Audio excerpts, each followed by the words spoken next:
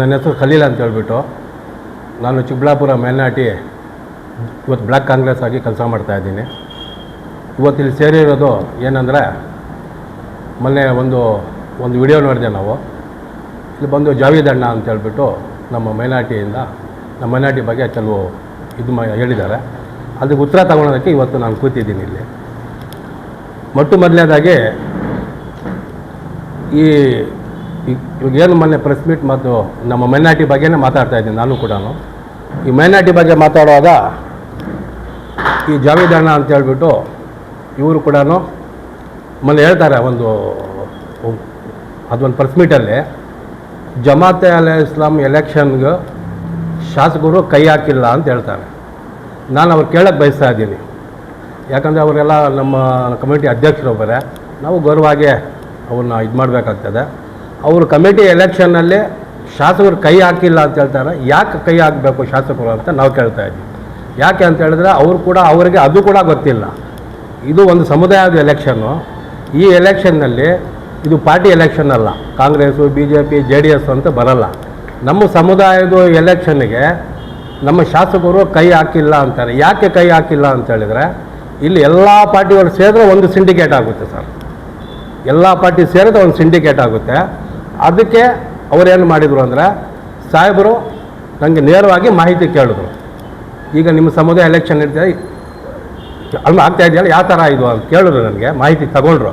ನಾನು ಹೇಳಿದೆ, ಇಲ್ಲ ಸರ್, ಇದರಲ್ಲಿ ಯಾರು ಇದರಲ್ಲಿ ಹೋಗಂಗಿಲ್ಲ, ಎಲ್ಲ ಸೇರಿ ಒಂದಾಗ್ತದೆ ಅಂತ ಹೇಳಿದ್ದೆ. ಅದಕ್ಕೆ ಅವರು ಅದ್ರ ಬಗ್ಗೆ ಕೈ ಹಾಕಿಲ್ಲ.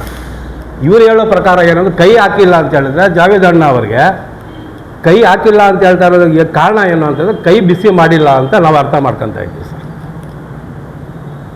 ಯಾಕಂತ ಹೇಳಿದ್ರೆ ಇವ್ರದ್ದು ನಮಗೆಲ್ಲ ಪ್ರತಿಯೊಂದು ಗೊತ್ತಿರೋ ಅಂಥ ವಿಚಾರನೇ.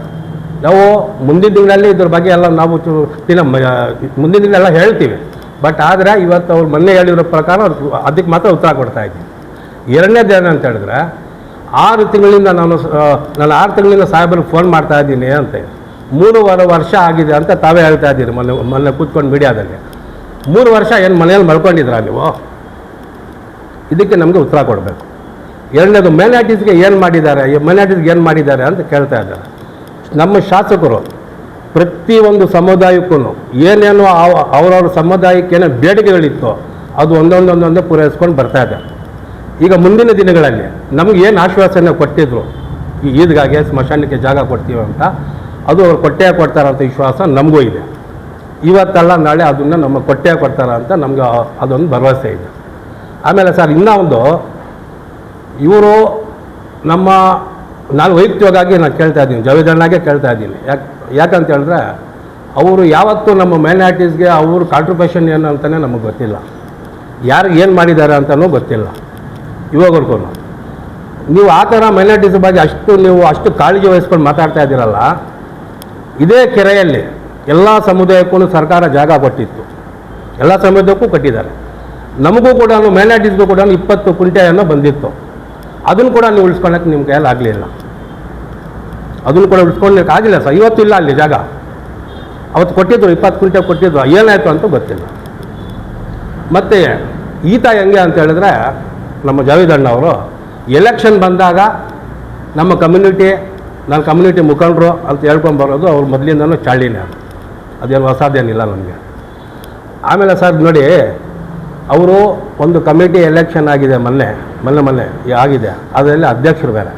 ಅವ್ರು ಹೇಳ್ತಾರೆ, ನಮ್ಮ ಸಂಘದ್ದು ಎಲೆಕ್ಷನ್ನು ಅಂತ ಹೇಳಿದರೆ ಆ ಸಂಘದ್ದು ಅಧ್ಯಕ್ಷರು ಮತ್ತು ವೈಸ್ ಪ್ರೆಸಿಡೆಂಟ್ ಆಗಿರ್ಬೋದು, ಸೆಕ್ರೆಟರಿ ಆಗಿರ್ಬೋದು, ಇವರು ನಮ್ಮ ಕಮ್ಯುನಿಟಿಗೆಲ್ಲನೂ ತಂದೆ ತಾಯಿ ಸ್ಥಾನ ಅಂತ ಹೇಳ್ತಾರೆ ನಮಗೆಲ್ಲ. ಏನಪ್ಪ ಕರೆಕ್ಟಾ? ತಂದೆ ತಾಯಿ ಸ್ಥಾನ ಅಂತ ಹೇಳ್ತಾರೆ. ಇವತ್ತು ಅದೇ ಕಮ್ಯುನಿಟಿಯಲ್ಲಿ, ಅದೇ ಮೈನಾರಿಟಿಯಲ್ಲಿ ಒಂದಿಬ್ಬರು 3 ಬೆಳೀತಾ ಇದ್ದರೆ ನಿಮ್ಗೆ ಯಾಕೆ ನೋಡೋಕ್ಕಾಗ್ತಾಯಿಲ್ಲ?